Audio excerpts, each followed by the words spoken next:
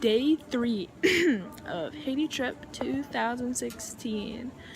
So today was Grace Village Camp Catch It, and we did some elderly visits, and when we came back we played in the rain with some of the kids in the neighborhood and up on the balcony here. So at the beginning of the day, we got ready, we had our amazing breakfast, and we went to Grace Village with our t-shirts and everything, and with our Camp Catch It t-shirts, and it was super awesome. I love the shirts.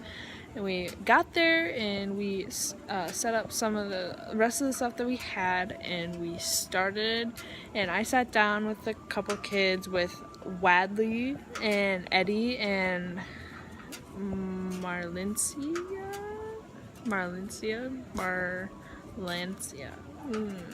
Forgot. Yeah, I was sitting down with them, and the Dean and Katie, they did the giving tree play while we were up there, and while they were up there, and we sang a couple songs, and then we split into our groups. So my group, we had the 8 to 15, some of the 8 to 15 kids, and we played kickball, which was kind of difficult because the concept of the game is kind of difficult to understand, but it was super fun. The kids loved it anyway, and Ronaldo was helping our group of people, and that was cool because Ronaldo is awesome. And so after that, gave some of the kids their bubble gum and that turned into chaos when we got back to the pavilion, because bubble gum's like the greatest thing ever to them. And so we went back to the pavilion, and we did the next skit with the Jesus and the disciples and the little boy and the fish and the bread, and how it turned into food for everyone, and that was cool. I was one of the disciples. And we did some, and then we did the Sam and Jenna, they did their dance routine for the kids, and again hanging out with Eddie, Wedley, and Marlencia, and yeah, they really liked that. And then we went back to the field again to play soccer this time, because kickball didn't go too well, but that was super fun. Today was the best day for soccer for me, but Richford was our goalie, and every time the team made a goal on our side, he would get really upset, and he looked like he was about to cry, and that was really sad. That was really upsetting to me. He just looked so sad. Yes, that was upsetting. But what was next? Okay, so we played soccer, but we lost. Basically, we were the sleeveless team, because there was the sleeve and the sleeveless. Ronaldo was on our team, and he was like our only, well, we had a couple others, but he was one of the really good players on our team, basically. But we got back to the pavilion after that, and we sang a couple of songs again, and we did some activities, and then trying to think what else we did. We just hung out for a little bit. So I played the guitar for a little bit. I don't even play guitar, but I was strumming, and I was just walking around with some of the kids, doing the thing where you put them upside down, and then I was spinning kids around. Renee got on my back, and I was spinning super fast, and he really liked that. And Rosalinda came up to me, and she had like a whole bunch of bubble gum in her mouth, and she was so proud, and I thought that was just the cutest thing ever. And Jessica and Marzalinda, she was around me a lot, and she kept on jumping on me. And Rosalinda, throughout the whole day, she was running up to me and just saying my name. She goes, Brooklyn, Brooklyn. It was the cutest thing. And I remember her from last trip, and she kept on telling me that she was my mom and I was her daughter. And that was really funny, but I'm glad that she remembered me. That was really cute. Yeah, so it was that Grace, the camp was just amazing. It was so cool to see all the Grace kids like that, and they were really well behaved, and it was just great.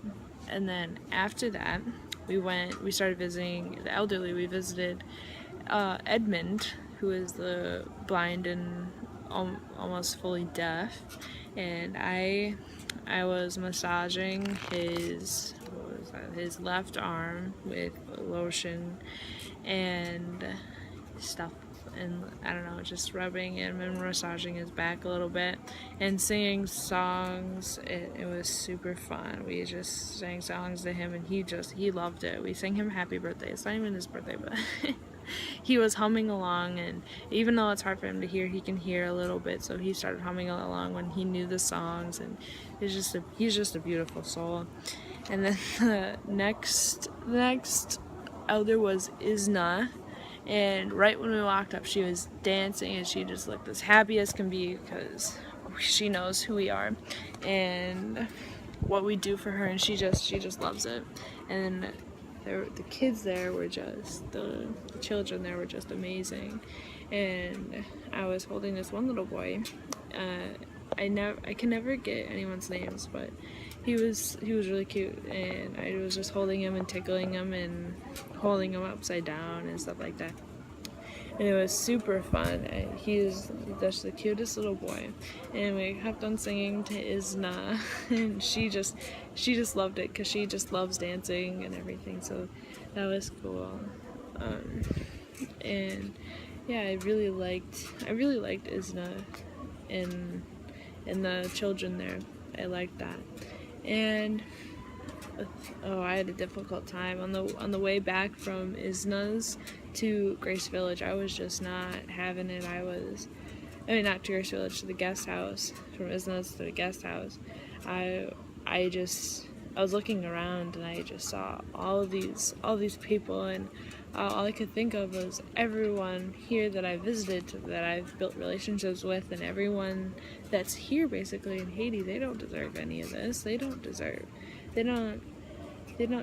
to be thirsty and to be hungry and to be living in shacks like this. It made me realize just how fortunate we are here, because I could have easily been born here in Haiti, and I could have had a life just like that, but instead God put me in America, and he put me in Minnesota, and he fed me, he gave me water, and he gave me this nice house, and he gave me a family, more family than I could ever imagine.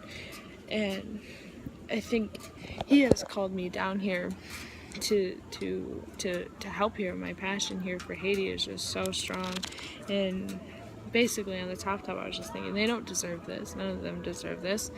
A lot of the kids here, well, actually everyone has, or a lot of people have had a really rough past here. It's I don't know, living in Haiti is a really rough thing, and that's what I don't know, it's just rough, and I don't know how they do it, but they are just happy people.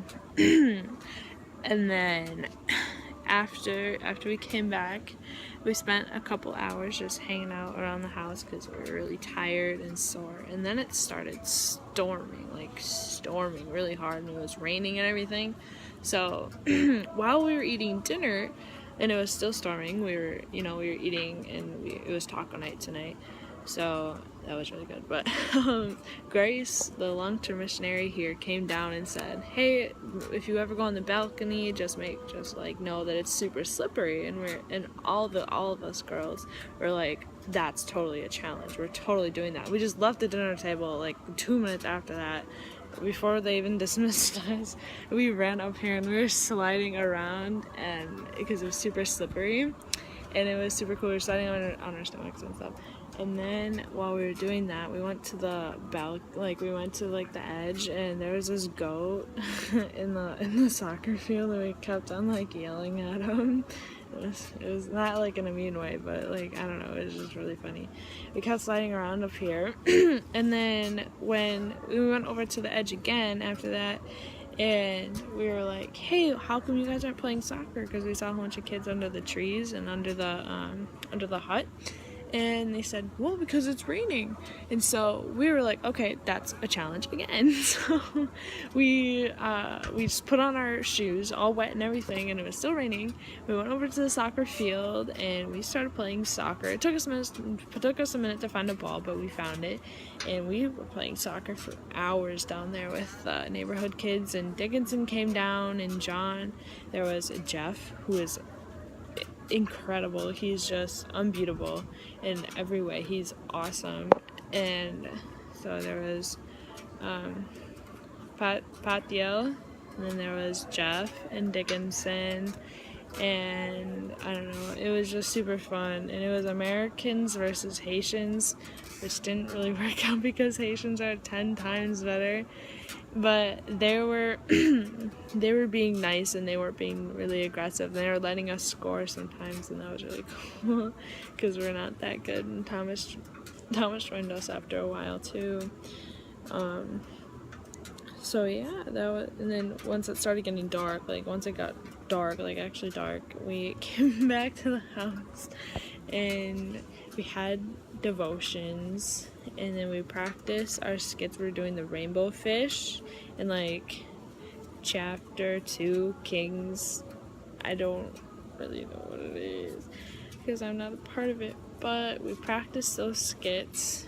And once all of that was over, I took a shower because I really needed it. I took a shower, and then I came back out and I airdropped all the photos from Dean's iPad onto my phone, and now I'm up here making these videos. So